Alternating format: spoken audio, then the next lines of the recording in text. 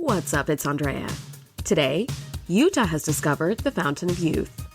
We give a science lesson on viruses, and we ask the question, can exes really be friends? Stick around to find out. Welcome to the TNG Podcast, the number one place in the Alpha Quadrant to geek out about all things Star Trek: The Next Generation. I'm your co-host, Shereese. I'm your co-host, Andrea. Today we're talking Season 3, Episode 9, The Vengeance Factor. This episode was written by Sam Rolfe and directed by Timothy Bond. It is stardate 43421.9. Picard mediates a dispute between a pirate band and the Sovereign, the leader of their homeworld, in order to allow the renegades to return under a grant of amnesty. The murder of one of the Gatherer's clansmen puts the negotiation at risk. And Commander Riker is attracted to Yuta, the Sovereign's servant. Cue the sexy music again. Yeah, so last week's episode, we found ourselves with this lovely romance between Troy and a total douchebag whose name doesn't even matter. This week, we have another lovely romance, but this time between Riker and this humble servant. So I'm not sure if the writers intended to have these episodes actually come out back to back, if that was the plan. But it is kind of nice because, you know, I said it last week and I'll say it again. I really appreciate the relationship between Riker and Troy and how they obviously have a past. They have love for each other. And I'm pretty sure they're still friends with benefits. But that's not the part I admire. The part that I admire is that they're happy when one another finds love or happiness. They don't stand in the way of that. They're not super jealous. I mean, you just see this consistently throughout the show where they're just like, hey, whatever makes them happy, makes them happy. Like, I'm happy for you. And I really appreciate that. And I think that's so healthy and well-adjusted and, you know, life goals for me. I think it definitely is life goals. I have had exes that we've tried to stay friends and we can be friends for a while, but like, there's always like some residual feelings and it never really works out all the way. It never has for me. And I'm, that even like years back, looking back, I'm like, yeah, no, I didn't need to stay friends with that guy.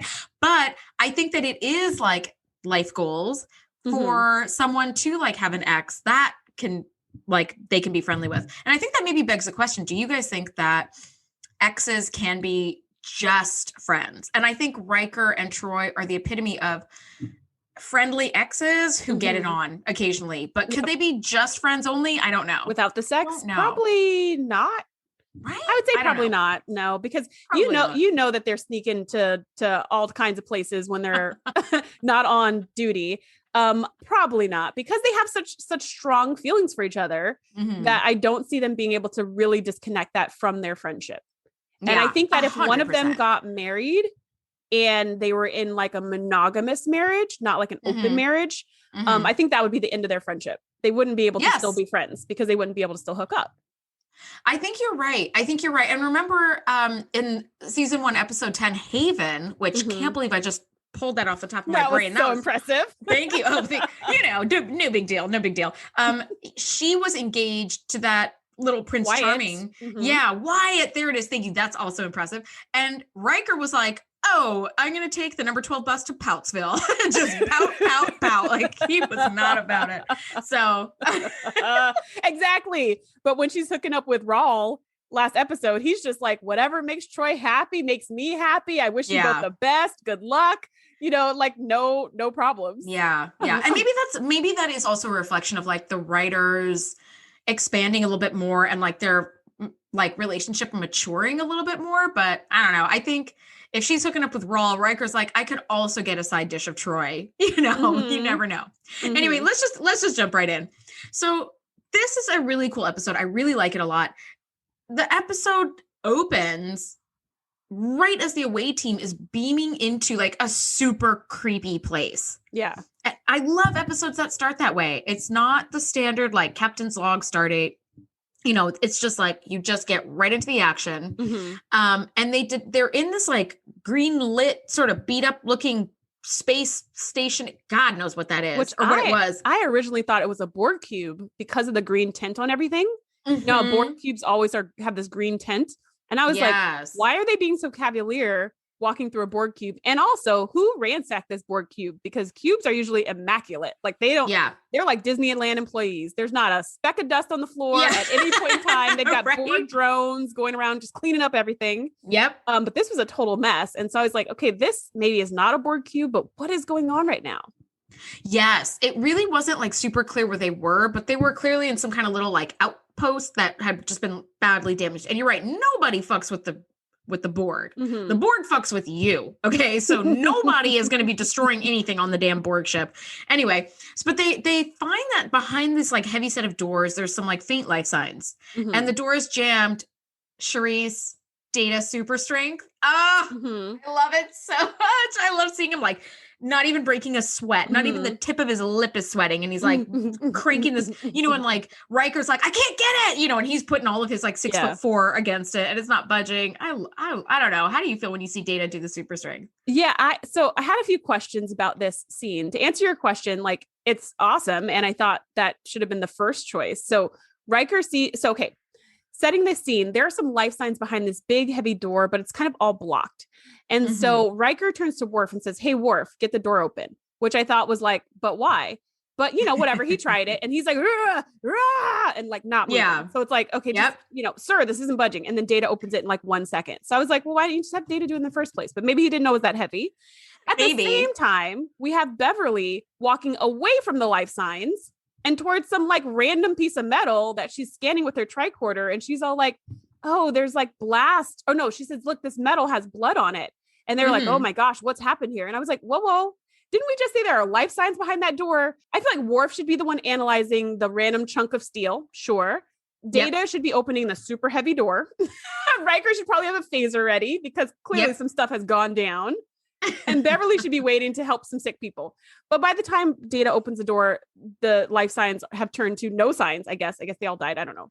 Wait, was there one alive? Maybe one survived. No, there were. Sure. I think it turns out that there were some scientists that were like hit by phaser bursts, we find out. And I think some of them died and maybe some of them survived. And the fact that we're not super sure just goes to show how fucking unimportant that was. Because we're like, some survived, maybe. Important. I don't know. And who cares, honestly? Like, who cares? Yeah. It doesn't matter, like, at all. Listeners, it doesn't, that part doesn't matter. The rest of the story is great, but this part, not so important.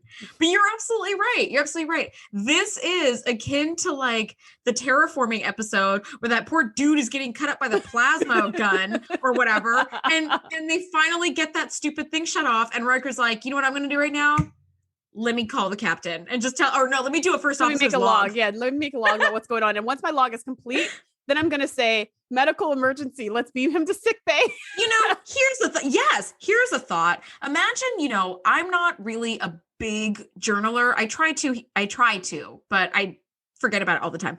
But imagine, you're carrying around a diary or a journal because you're a person who likes to do journals at the end of the day, and something important's happening and you just whip out your journal and you stop what you're doing to just write, not saving it for the end of the day. That's how ridiculous that sounds to me. But you know what, to make it a little more modern to our times, it's kind of like you see something ridiculous happening and you take a picture and post it on Instagram, which I think people do all the time. So maybe there's something to what Riker's doing here. Cause there's a car crash, there's something on fire. People are like, hold on. They like pause and take out their phone, record it, and then maybe call 911, but maybe not. I've literally seen that. I feel like in that situation, you've got somebody calling 911 and somebody else taking a video. But I don't know. I will say on Reddit, there was an entire thread called "Don't Help, Just Film." And it's like people struggling. There's like a kid like still in a pool and he can't swim. And they just whip the phone out and just watch them struggle. And it's like, don't help, just film. That is one of my biggest pet peeves in life is the people who do not help, but just film. Like I've literally almost gotten Do we need footage of this? Are you going to watch this over and over again? Like, what are you doing? So anyway, that being said, I actually do have in my notes that there were several phaser hits to each scientist and the scientists were alive. So there we go. I don't know why Beverly wasn't over there with them, but they were all beamed to sick bay. Come on, Beverly. They were all alive, but unconscious and seriously injured. And that's when we find out that there are these nomadic marauders, which is such a cool word, marauders, known as the known as the gatherers. And they are from the Akamar system. And they just kind of go around ransacking people, places, ships, what have you. They're like galaxy mafia, but less sophisticated. Yep. And they take what they need. They're pirates. They're space pirates. That's exactly what they are. Yeah. And we find out that there was one race from this world, and these people are called the Akamarians. And yeah, so there was some warring and whatnot, sort of a little bit murky in the background. And this gatherers, the pirates, kind of broke off and spent 100 years, like wandering the stars and living how they want to live by just taking and surviving. And at this point, the Akamarian sovereign, whose name is Maruk, comes aboard, and she's trying to recall the gatherers.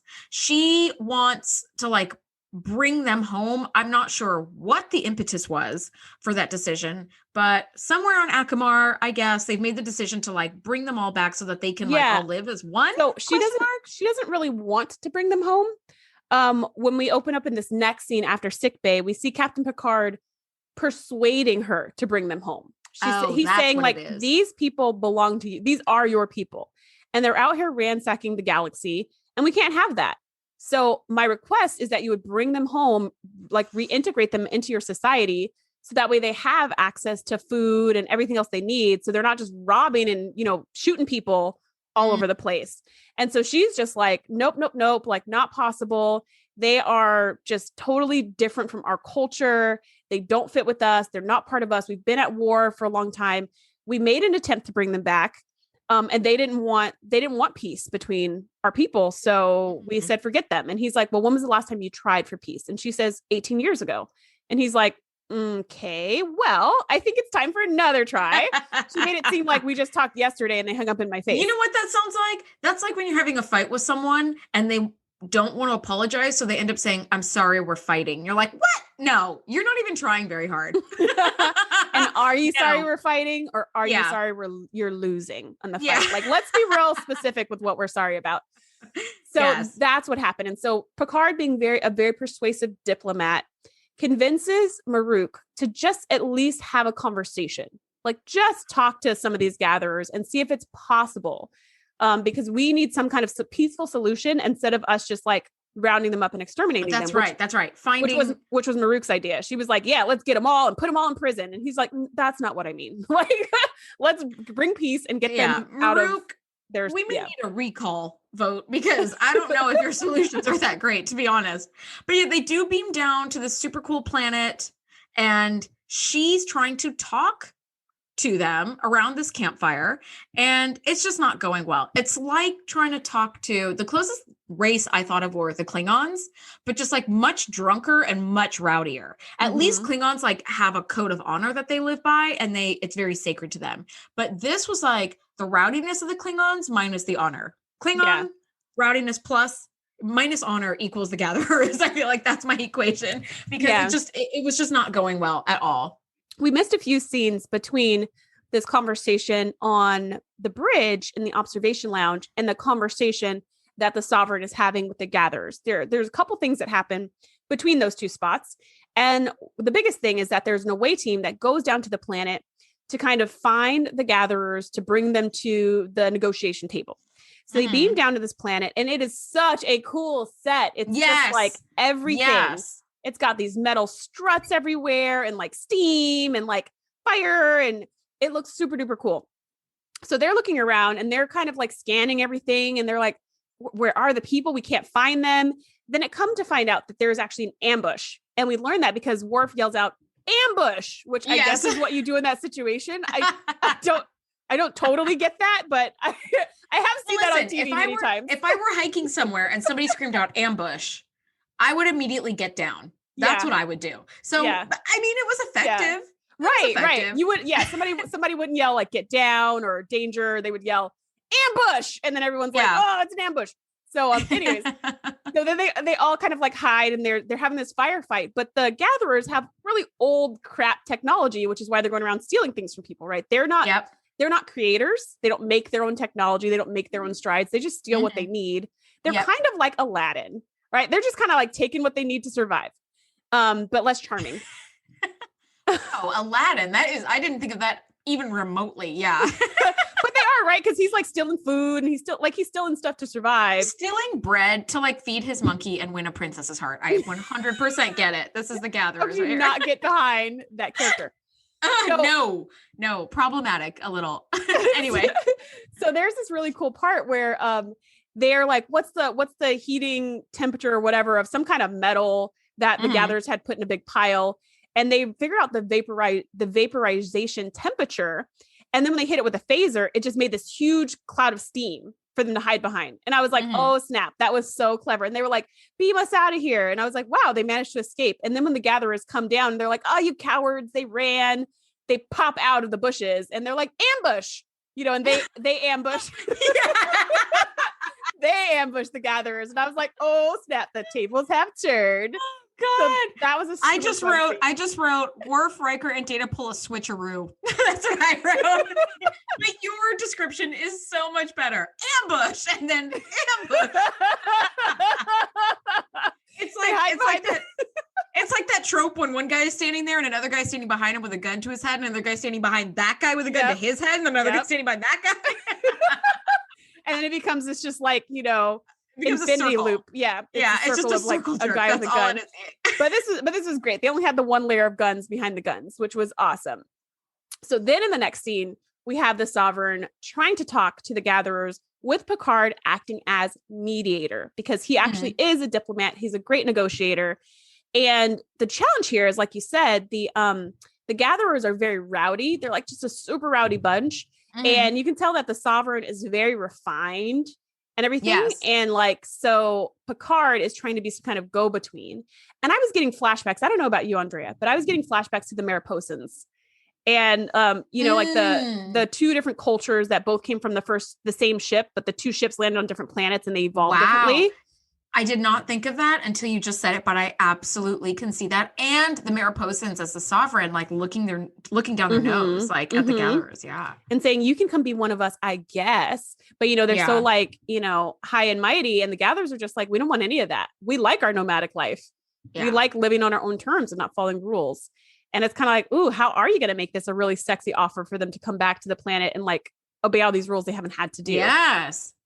100%. Well, in the midst of all of this, one little thing that we did pass over is that the Sovereign brings her retinue of servants with her. And one of them is this very, very beautiful servant / cook / food taster / whatever. Right hand girl. Yes, Yuta. And as I hear it, I'm thinking of the spelling of the state and not the way that actually is, which is Yuta. And I was like, oh, that's a cool way to say the same name. It's like the name now is totally singular. But Riker suddenly wants to wash Yuta's feet, and he's giving her a tour and showing her the food replicators because she's used to cooking her own food. So she's like, oh, this is kind of interesting. So now the Sovereign and Yuta are on the planet, and the Sovereign is trying to persuade the barbarians to basically just shut the fuck up and listen. And one of the old gatherers walks away and Yuta follows him. And I was like, uh-oh. And he's very old. I mean, he's pushing 100. And he's like, I've seen you before. And she's 25 at most. And she's like, it is possible that you have. And he's like, no, it's not possible. She's like, it is. And then she touches him and then he knocks over dead. I was like, oh, damn. Yuta is on a mission and we don't know what it is yet, but she's on a damn mission. And also those are some hot hands, girl. Yes. Watch out. Yes. She has the touch of death. And as he's sitting there, dying, she looks over his body and says, I am Yuta, the last of the Trelesta clan. And you're like, whoa, what is this about? So much of a bigger story. This story was so much bigger than oh, these two people are in negotiating. Okay, whatever. Who cares about that? This is now we really get into the meat of the story. Yes. And we've got this huge mystery of Yuta, what is she up to exactly? Why is she sneaking around? Why is she following this old guy? Why did she just kill him? Why did she say that from what clan she's from? What even is the clan of Trelesta?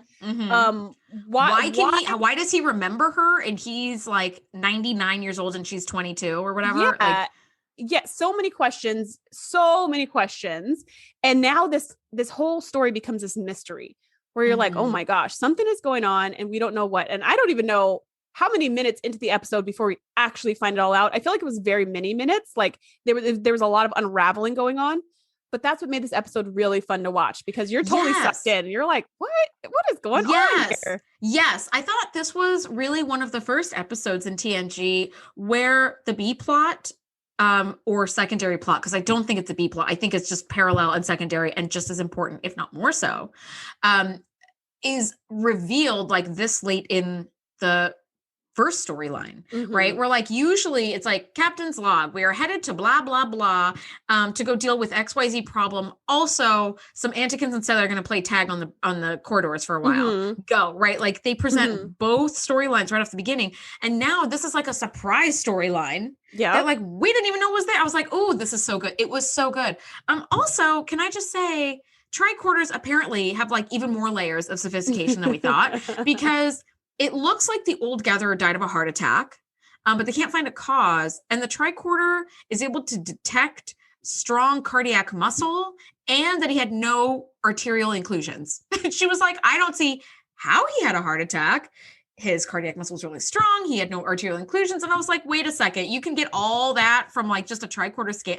By the way, like an on-site 2-second, like, okay, yeah, no, this is everything that's going on in his body.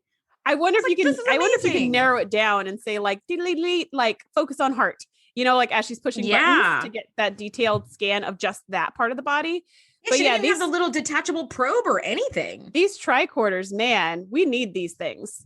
They can do everything. Like so cool. If we got tricorders and phasers and replicators, we wouldn't need any other piece of technology in our lives because that can tell us everything we need to know. I feel like we as people have said that for millennia. Like if I could get a way to transport myself quickly from one ocean to the other, that would be all I need. Like, you know, and then as we get more and more stuff, we're like, man, all we need are transporters. Man, all we need are tricorders. Yeah. I stand by what I said. I didn't put transporters in my list, but I will add transporters. I need transporters. I'm not a big person. I'm only like 5'1". So flying on a plane is not a major inconvenience because I can fit in like the airline seat. Okay. But it's still uncomfortable and I don't like it. So let's get on the transporters. I'd be really psyched about that. I would just want to not be on 405 traffic. That's what I would use. That'd be nice. Oh man. It'd be total site to site. You're thinking, and I'm like, let me go to Transporter 1 and then beam to like the Coliseum of Rome. And then, oops, I forgot my sunscreen. Let me beam back home and like grab the sunscreen. Okay, I'll be back in Rome. I'm going to go to Rome this afternoon. Amazing. That'd be so cool. Yeah, you're thinking small beans, girl. We need to like, I'm going to London tonight for an hour. Anyway, all right, we're a little off track here. Much like the Gatherers, Brule is the leader of the Gatherers, and he's finally willing to like come aboard the Enterprise to continue these talks. And we see him on the bridge, and he laughs when he sees Wesley at the helm. He's like, "A boy? What is this?" And I thought it was really funny because he's basically chiding Wesley for being young, which is the very thing that Picard did not like about Wesley in the beginning. But I guess Wesley has saved our asses from destruction enough times that Picard now has some respect for him because Picard gives Brule this look and it's enough to silence him. And I was like, that right there, that's control. That is control. He gives him the death stare. I love that. Brule tries to totally punk Wesley and Picard's like, what'd you just say? And he's just like, so anyways, I was like, oh man, the smile just gets wiped from his face. And mentioning that scene, you really get to see some of the detail on Brule's face where he's got these like scars and injuries and stuff. And in the high def that I see on Netflix when I'm watching it, it kind of takes away the mystery a little bit. It takes away some of the brilliance of this episode because you can see like the part where it was glued down and stuff like that. Yes. Like those ugly bumps. I really did not like that. Yeah. You can see where it was like those prosthetics were applied just because our definition on our television is like so good now. But back in the day, you wouldn't have been able to tell, and it would have been flawless execution, I'm sure. Yeah. And I loved the fact that all the Gatherers had these like face scars and just like basically this. It's showing you that they have a really rough life, because Maruk was like so polished. I mean, her sari didn't have like a little speck of dirt. Like she was just not even a wrinkle. She was just clean and polished and perfect. She had this like gray streak in her hair that was perfectly parted. And I mean, it was just everything was like all together. And so to see the Gatherers having these scars on their face of all places, that just shows like, man, like hot oil's been thrown on them and all kinds of crazy stuff that they've been through. Yeah. And I really like that bit of detail. I thought was really genius. I think that you are spot on there. I agree with you completely. I also would extend that to their costumes. Their costumes and uniforms are just completely in line with the kind of life they would have. Everything is ragtag and thrown together, and whatever they can harvest from someone else's uniform or some shit on the ground, it is completely like in line with what kind of life they lead. And I thought that was really cool. I did not like the bumps on their face because I thought they looked kind of grotesque and like pustuley. But yeah, you're right. In the ultra high def, like you could totally see it's like, oh, there's your like sticky tack glue that's like on your chin, like where they stuck this on. But yeah, even like the hair and like the way they stand, like they really major props to Timothy Bond for the directing on this, because all of the gatherers had like a swagger to them, and kind of like, you know, it wasn't and like this they very weren't afraid. jovial. They kind of like remind me of like a biker gang. Not that I've seen one in person to really know, but on TV, how they're all kind of like buddy and like, you know, they kind of had that buddy rough feel. Yeah, rough, but also like a brotherhood, right? Like they were just, you know, embracing each other and pushing each other and all of that stuff. And they had this swagger and the way they talked and like sat and chewed gum and just all that stuff. And there's a scene later on when Brule comes into 10 Forward and just totally snatches somebody's drink that the bartender just like put on the counter for them to drink. They're going to reach for it, and Brule's like, yoink, and just drinks it. And I was just like, oh my gosh, like this is. I labeled him worst manners in the galaxy, because I was like, what are you doing? Just stealing someone's drink. This is so in line, though. He's literally a gatherer, right? So like they don't care about stealing all kinds of stuff. Yeah. But like punking some guy who's in his nice little uniform for his drink and not even thinking twice about it. Of course he would do something like that. I felt like all those little touches were, again, not necessary. They didn't have to do all of this to build this world. But it told such a cohesive story, didn't it? I thought that was really amazing. But it was so well done, and I really appreciate that extra mile. Yeah, definitely. Well, now we're getting a little bit of like backstory on why there are clans and kind of like what was going on. So Sovereign Marut gives us some backstory about her people. She said that they were all once barbarian clans, obsessed with vengeance for the most minor and petty transgressions. And these obsessions would be passed down from one generation to the next. And each time, you know, vengeance like would be extracted, it would escalate the violence. So it'd be like, oh, you kicked my dog, and then I cut your finger off, and then I sliced your arm off, and then I killed you, and then I burned down your whole village. It just completely escalated. And so now we actually have a little bit more understanding of like, oh, Yuta talking about the clan Trelesta, and like, okay, so there's some vengeance, and makes sense with the title, the vengeance factor. Like she's out on a mission.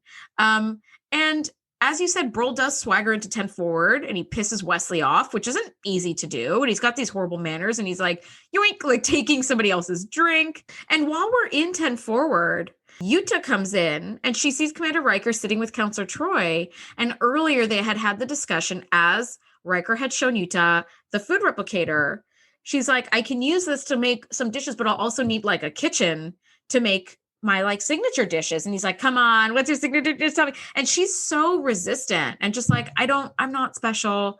Don't think of me as special. And he's like, well, you must have some special dish you make. And she says parthas, which is a green fleshy vegetable with like roots that you eat. And I was like, interesting. I immediately was like, what would be a parthas dish? If I had to make something right now, like what would that be? So I've been kind of brainstorming in my mind, like, what would parthas be?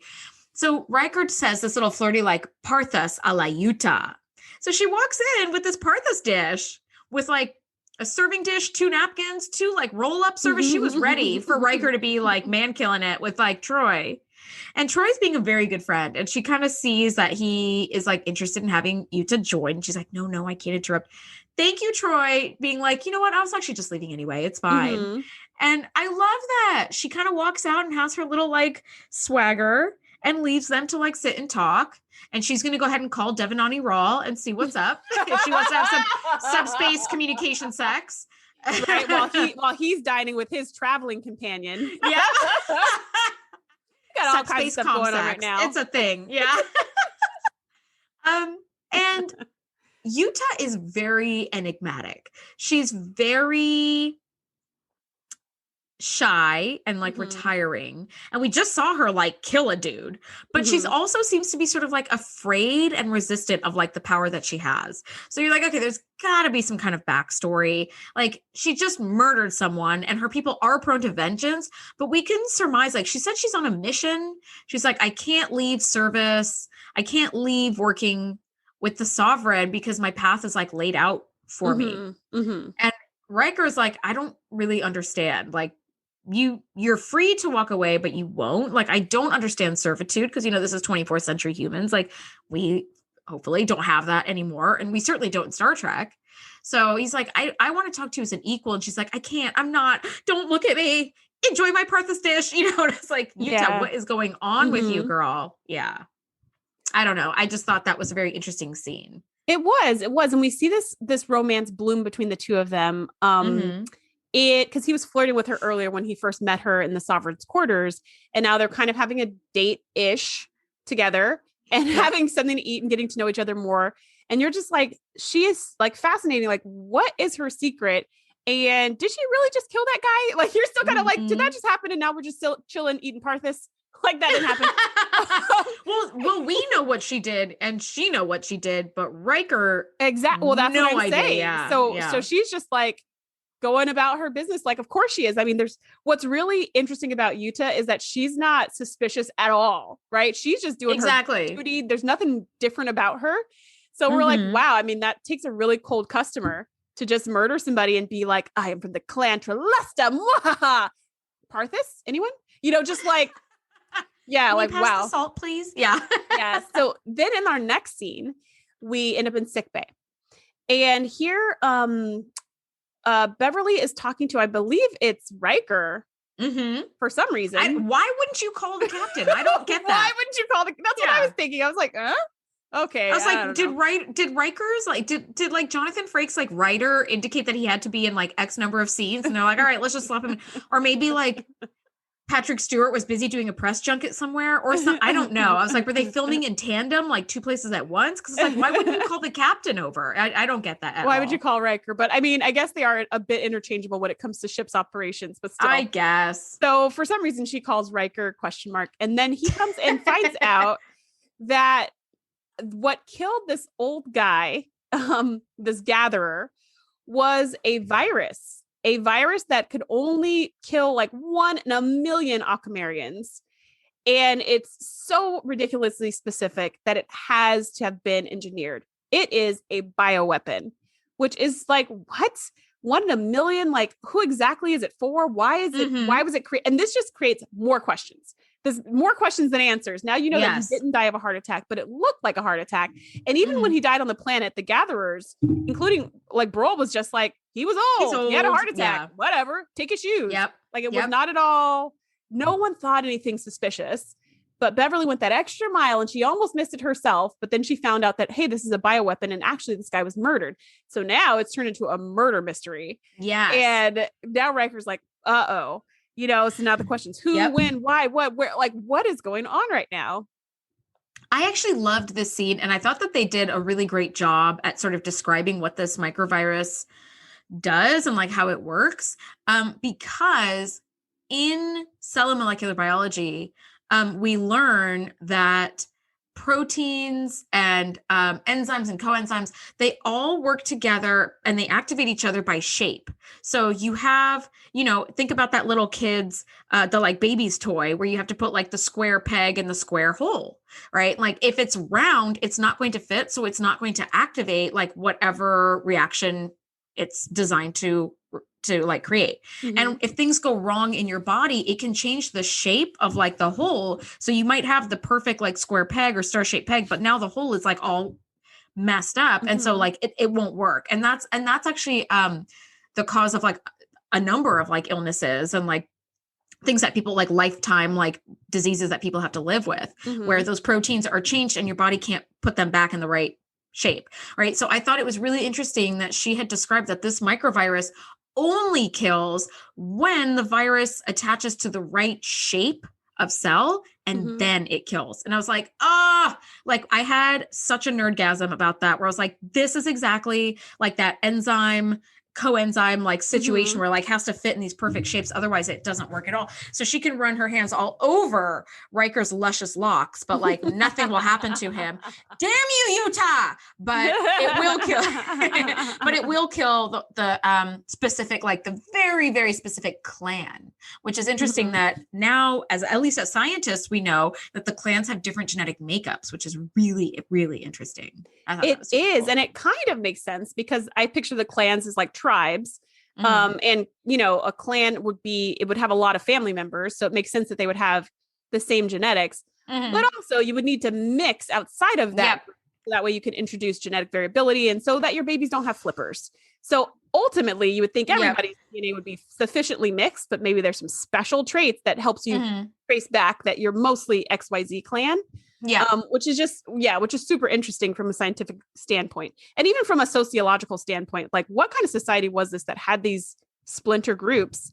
Yeah. And then not only do they have all these clans, right, that were all at war and then somehow they came to peace, another group splintered off to become the gatherers, the ones who did not want to live in peace and harmony on the planet, but they wanted to live their life on their own terms. And we've already established that both the mixture of people on the planet and the mixture of people that are gatherers are a mix of all of the clans. Yeah. So there still has been a clan peace, like regardless of whether they stayed on the planet or not. So that's also interesting. Like, wait a minute, they're all mixed together. This is not like the one clan on this planet, which is just fascinating. I think you're right. It's super, super fascinating. And I love how they talk about that just very briefly and enough to really like entice you. And again, I feel like, as you said earlier, this episode really does create more questions than it creates answers, where it's like, but why, but how, but genetic, what? But it answers them sufficiently enough for the plot that you're satisfied. And I thought they did, again, a spectacular job on that. And then Yuta shows up to Riker's quarters and she's like, I finished all my duties. And the Sovereign thought I might be like happy if I kept you company. And I was like, number one, very perceptive of the Sovereign. I was like, good job, Maruk. You spotted that from a mile away. And Riker's like, well, but I did notice, remember last week at the beginning of the episode, Troy was exhausted and just kind of going through her mail and like wearing a chocolate sundae and just like trying to unzip her skin tight uniform and take her bra off and just like relax. Riker was trying to do the same thing. He was like leaning way back on his chair and just super trying to like have some downtime. And I was like, oh, cool. We're starting to see a little bit behind the scenes, off the bridge, off duty. What does your life look like? And in Riker's super fucking charmed life, a beautiful blonde woman comes to the door to be like, you ordered me here, or whatever. And she tries when to all seduce Troy him. got was that lousy mind reading jerk. Yeah. God, he sucked. We hate you, Rawl. Well, let's add him to the punchable faces of Starfleet. Let's add him to that bingo chart for sure. Yes, he needs to be on that chart. I agree. It's gonna be the punchable faces of Starfleet Rubik's Cube, because we're gonna have way more than like 15 like faces. I think a bingo chart can hold 25, and I think we're up to like 10 at this point. Yeah, so and we're only in season 3. We're only in season 3. We got some space. Yes. Okay. So Yuta tries to seduce him, and it's super cringy in my opinion. And she's like, isn't this what you want? Tell me what I can do. I'll do anything. And I got to tell you, in my youth, when I was like younger and cuter, I had a man who had a crush on me, and he was exactly that kind of guy where he's like, tell me anything you want and I'll do it. I'll do anything. I was like, ew, dude, come on, man. I'm not trying to date like a blob of jello. I want a backbone.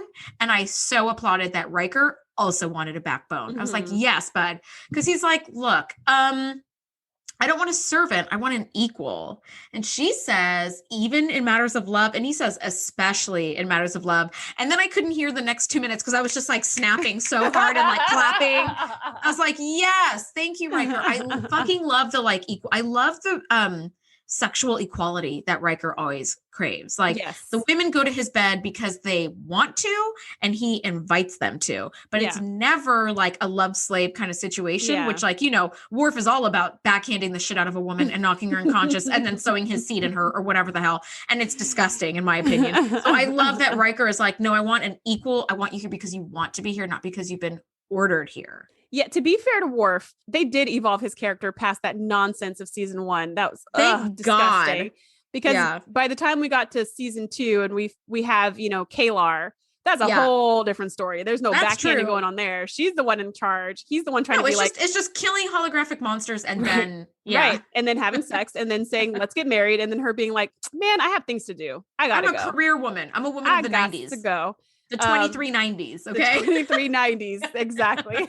But yeah, so I appreciate that too, that Riker wants an equal. And we see this from him time and time again with all of the alien women he beds, is that he wants an equal, which is super respectable. He's the opposite of Raul of last week. He wants somebody who and I love, she said, I want to give you pleasure. And he's like, I do want that. And I want to give you pleasure. This should be a two-way street. And I just think that's super hot. So I was happy about that. But then quickly Yuta breaks down and she's like, I don't deserve it.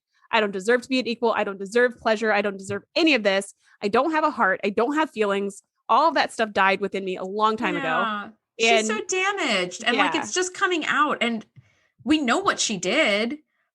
We know one thing she did. But we're also like, We also can see she's like a butterfly with some broken wings and she's in pain because of it. Yeah. And it's this right here, I think, is fantastic writing where you can take a stone cold murderer and feel sorry for them and be like, are you okay, stone cold murderer? Do you need some tea? which is part this make you feel better? Yeah. Which is really great writing. Really great writing. Yeah. Well, Riker doesn't get to seal the deal, unfortunately, because the Enterprise goes to red alert. Now, Brol had agreed to come on board the Enterprise to continue these talks and meet up with the leader of the Gatherers, whose name is Chorgan. And so, Riker and Yuta are snuggling, and he's trying to console this very, very damaged woman. And Chorgan's ship starts firing on the Enterprise. So suddenly the Enterprise is bucking and shaking. So he's got to leave her there and head up to the bridge. And Chorgan's ship is like, pew, pew, pew, and I love that the Enterprise was like, we're going to fire phasers at 0.1% and shut this shit down. And it immediately does. They're like a little teeny show of strength. And Chorgan's rolling over and showing his belly immediately. I was like, okay, suddenly, he's hailing. You're he's not answering hails. He just keeps firing. You know what? Go ahead and take out his shields. And then it's like, zoom, shields are down. Doo-doo, he's hailing. It's like, of course he's hailing now. Now we could have avoided this whole ugly mess. I don't understand why they were firing in the first place, because surely if they have nothing else in their technology as gatherers, they've got to have scanners. They've got to have scanners, and they've got to know when they're outgunned. That is a critical life skill right now, especially for pirates. You got to know when you're outgunned. So I'm like, what were they even thinking to be firing on the Enterprise? But anyways, that whole showdown comes to a close very quickly. The shields are down. They're hailing, and the Enterprise has the upper hand, and Picard and the Sovereign beam over to begin talks. And moments later, it's over. It was really fast. Which I thought was weird. I was like, why wouldn't they? If he's going to be force beaming people, why wouldn't he force beam Chorgan over to his ship? Why would he beam into enemy territory? Which Riker even points out, sir, this seems kind of dangerous. And he's like, it'll be fine. He knows. He already knows he can't. And I'm like, didn't we have the same conversation about the Packlets? Yeah. When it was Geordi will be fine, and they had kidnapped him, and then they pull his own phaser on him, and then he's not fine. And shoot him a bunch of times. Yeah. And it's Picard, I think you should, as my cousin put it, never, ever, ever, ever, ever go on away missions ever. Which I agree with. But whatever. So your cousin said this now? I love it. My cousin who's in the military, the one who's always giving me the inside scoop on how military life is and how that compares and contrasts with what they live with on the Enterprise. When he's like, now in reality it'd be this, or maybe they would do this. He'd be like, no, he's the captain. What is he doing? Going off the ship? No, that's not, you stay there. That's what you have all the other people for. You know what else we should do besides our bingo card of the most punchable faces? We should also keep some kind of tally of how many times Picard beams into a situation that's ridiculously dangerous that he has no place being in. And also no plan. Also no plan for, where he's like, it'll be fine. But what happens if it's not? I don't know. We'll figure it out. Yeah, I'll fly by the seat of my pants. What? You are the captain of the flagship. Okay, you know what? I'm not going to do this. Okay. This is just making me mad. Anyway, all right. So yeah, they beam over and start these talks. And I love this moment. This is this scene, Shereese, that we see next is 100% my childhood. Like, I watched this again to review this episode on the podcast, but watching it, I saw it through like my 10-year-old eyes. I remember it like it was yesterday. Aboard the Enterprise, Data, Riker, and Crusher are sort of tracing the known history of this microvirus. And they find out that there's 2 identical deaths involving people from the Lornak clan. And they're like, we're onto something. We're onto something. And I thought that was so cool that, like, okay, we're starting to trace this together. They're being Sherlock Holmes in space, and it's going well. Because as you know, any investigation you undertake, you find a new piece of evidence, and it could mean one of a million different things. And there's really, really, it's very difficult to narrow down, like, well, which of these ideas, like, do I run with first? Right? It's just sort of like a sphere. You're like, I could go in any direction. I don't know. But I love that they're very quickly onto something, and they find that it's a missing link. And the missing link is our girl, Yuta. And they find this photo of a clan leader of the Lornak clan who was on his way to trial for some piracy, I'm sure. And he died of a heart attack just before his trial. And they find a photo of him. This is technology. Like, my nerd heart was so effing happy, Shereese, because they like removed a person, and then the computer was able to extrapolate just from like a little sliver of a face you see, and then it reconstructed the face, and it was fucking Yuta. And I was like, oh, like everybody suddenly was like, oh no. Yeah. And they're instantly like, this picture is 53 years old and she hasn't aged a single day. And I love how like Data spotted her. She was standing behind someone, and you could only see like a corner of the top of her head, like her head and one eye. A little bit of blonde hair. Yeah. Yeah. A little bit of blonde hair, a hood, and like an eyeball. And Data's like, oh, there you go. There's the connection right there. And they're like, what do you mean? And then after they do the facial reconstruction, they're like, oh my gosh, it's Yuta. Like, how is that possible? It's not like it's her mom. It's not her great grandmother. It's not someone who looks a lot like her. It is her. Yeah. And you're like, what the what? Yes. And as a viewer, you're like, red alert. Because we know she's already killed someone, but this is a whole other layer to that onion where you're like, wait a second. Okay, the old man said he'd seen you before, but it was impossible. And you're like, well, I was able to possibilize it, right? And then suddenly here's this 53-year-old photo where she looks exactly the way she does now. And you're like, oh shit, this is like even worse than we thought before. Yikes. That's all I had to say. Yeah. So this is just so cool. This puts together all the pieces for us, and it wraps it all up in this nice bow where we find out that, going back to what the Sovereign said about the clans and all the stuff, we find out from Data's research that a long time ago, 2 of the clans were in a bloody battle, as the clans are ought to do. And it was the Lornak and the Trilesta. And he said they finally finished their battle at such and such time. And Riker was like, well, how did they finish? Like, how did it end? And he said, well, the Lornak killed every single last Trilesta. Yeah, it was an ambush. This huge, ambush. And then it was this huge massacre. Killed all of them. There were none left on record. Also, by the way, they had a little infographic, like a little animation of like the battle. And I'm like, y'all had that kind of technology to track where everybody was in this swarm of people in a battle that was over 100 years ago? What does that? Yeah, it's kind of like those satellites that are in orbit and they show little heat signatures. That's what it looked like. I guess so. Although back in the 80s, like, was that kind of technology in television regularly? I don't know. Yeah, that might have been one of the first times ever. It might have been, because I'm thinking of one of my favorite movies, Enemy of the State, where they talk about all the crazy technology that's used to spy on us. It's a Will Smith movie, but that's from the 90s. It's like 2 or 3 years later, where it's like, hey guys, there's all this technology and it's scary, but that was all new. People were like, what? There is? Oh my gosh, people are looking at me from space.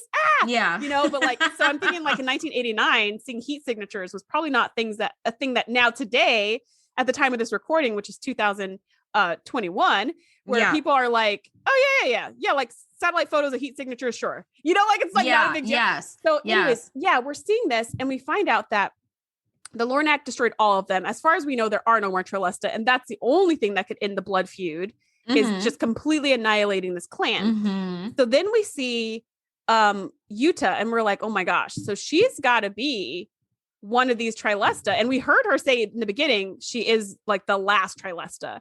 And we didn't know what that meant. Trilesta, of the clan. And we were like, we didn't know what that meant. And now we're like, oh my gosh, wait, how? So I was thinking at this time before they uncovered the face, I was like, maybe she was a baby, and like she escaped like Superman style, like they sent the baby away and then it was raised on Earth or whatever. I was like, maybe she was a baby and that's how she escaped. And then they showed the photo and I was like, wait, what? Wait a minute. That's still her and she hasn't aged. And wait, this was 50 years ago. So even if she was a baby, she'd be an old lady now. Yeah. And I was like, what is going on? So I needed her to give us just a little bit more closure, which she helpfully does in the next scene. She does. Yeah. So Chorgan's ship, the negotiations are not going super well. And they decide to have this little break and enjoy some brandy together, which I thought, kudos Picard, because you could at least be like, okay, in a negotiation, the real key is finding some common ground when two disparate groups are speaking and can't seem to agree on anything. So he's like, well, we can at least agree that the brandy is delicious or that we're going to enjoy some brandy. And I was like, yes, Picard, step one in like the first stone in like the roadmap to peace here.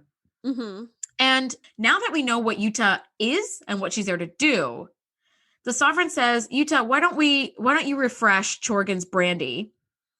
And this really bothered me because she's got a little shot glass and the pitcher and the shot glass is full. So all she has to do is fucking hand it to Chorgan. But she like refills Picard's and then she walks around to the Sovereigns and refills the Sovereigns. And then she like is very like in ultra slow motion starts walking toward Chorgan. I'm like, girl, this is the last of the Lornak.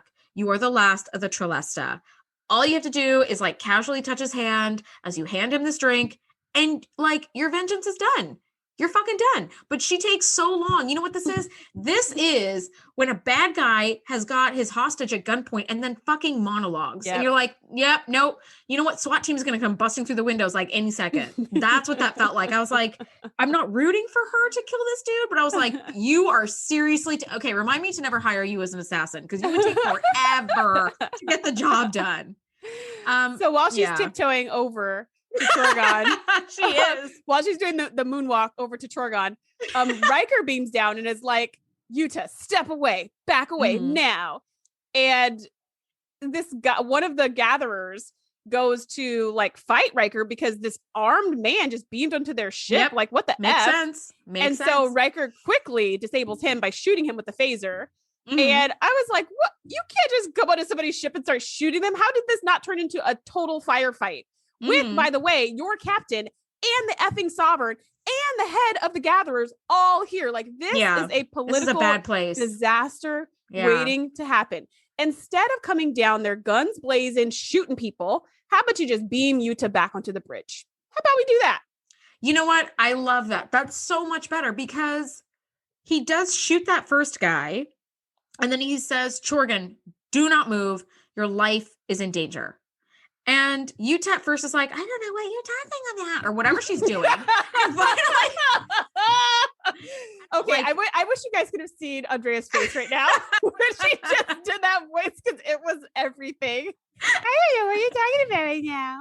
It was just so dumb. I hate weak-willed people in movies. It drives me nuts, but I guess they drive the plot forward, so who cares? But yeah, so he's like, Yuta, we know who you are. We know what you are.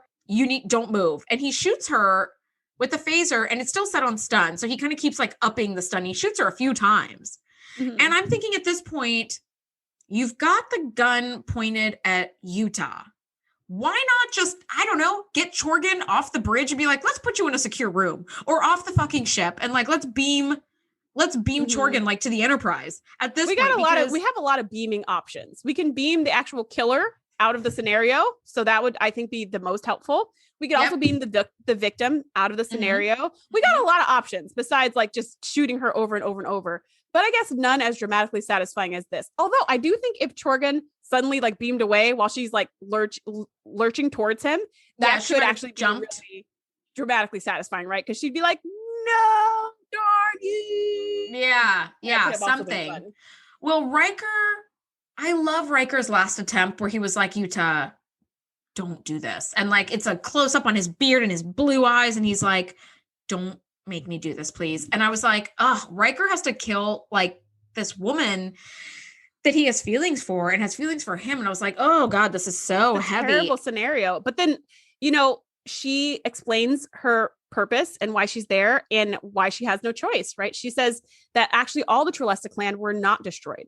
5 of us survived the Lornak raid, and I was the one chosen to be transformed.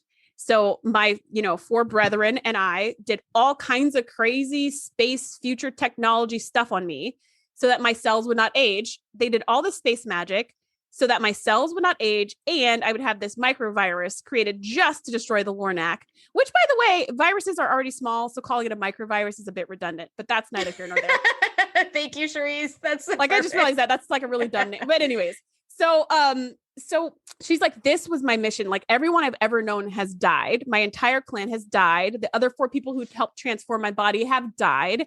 I've already killed a few people. This guy is the last Lornak, and I am the last Trelesta. Like, once I kill this guy, we win the blood feud, and then you can kill me, and then I guess we lose. I don't know. But like, then they're done. Then it's totally over. Both clans are history, and now we can finally forget about this thing that's been going on forever.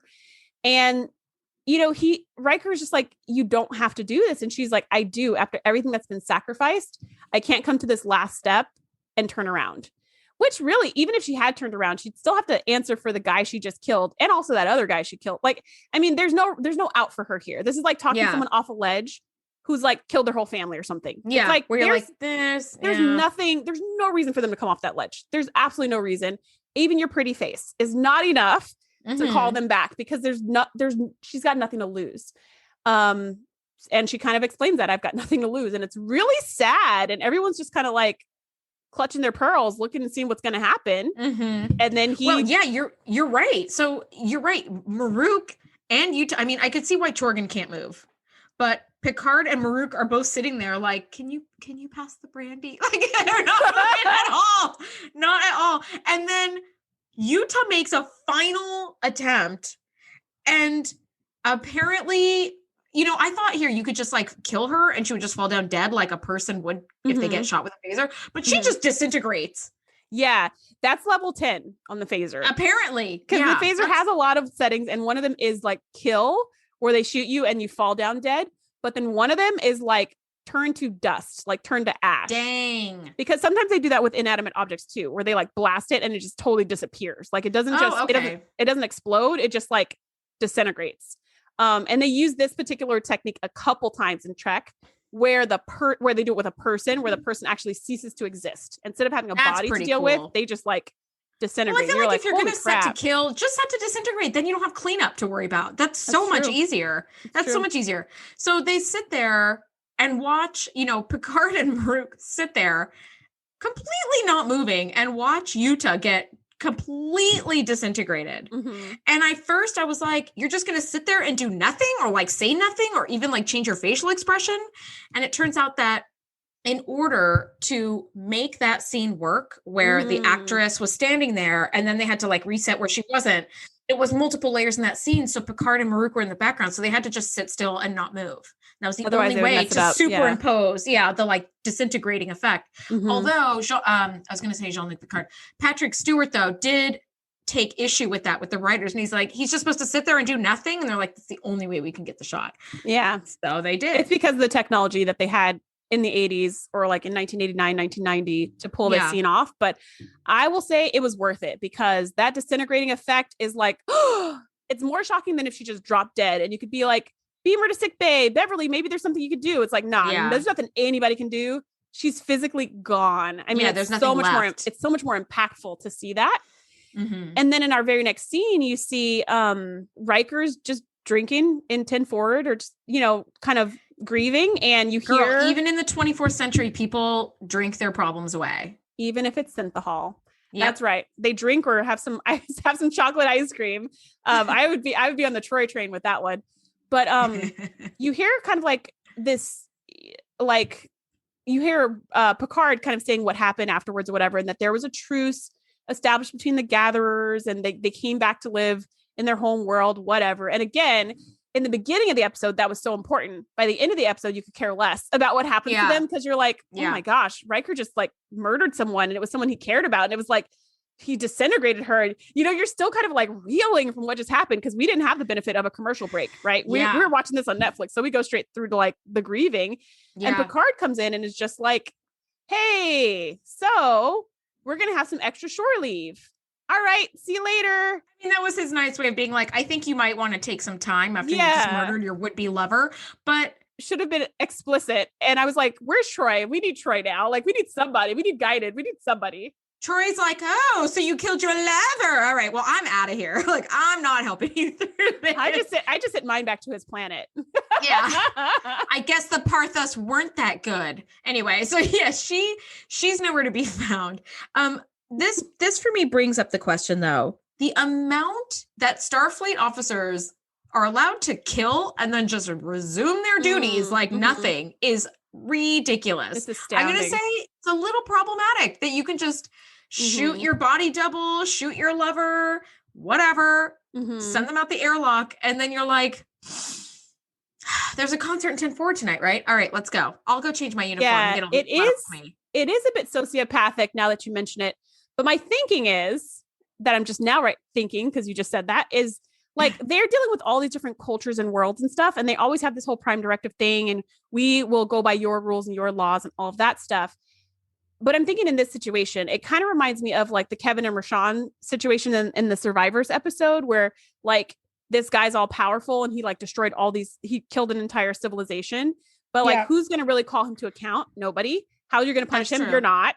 And I feel it's something similar here. Like, who's going to punish Riker? It would be the Gatherers, but he just saved their lives. It would be the Sovereign, but she was a traitor in their midst. It would be, not their planet. They don't care. It wouldn't be the Federation. They don't care. It wouldn't be the Trelesta. There's no more of them. It wouldn't be her family. You're right. It's like there's no one to call them to account. So there are certain people that they can just kill willy-nilly and there's no authority to answer to. I feel like there needs to be some oversight though. Like, by somebody. Okay, so one of our officers just murdered somebody.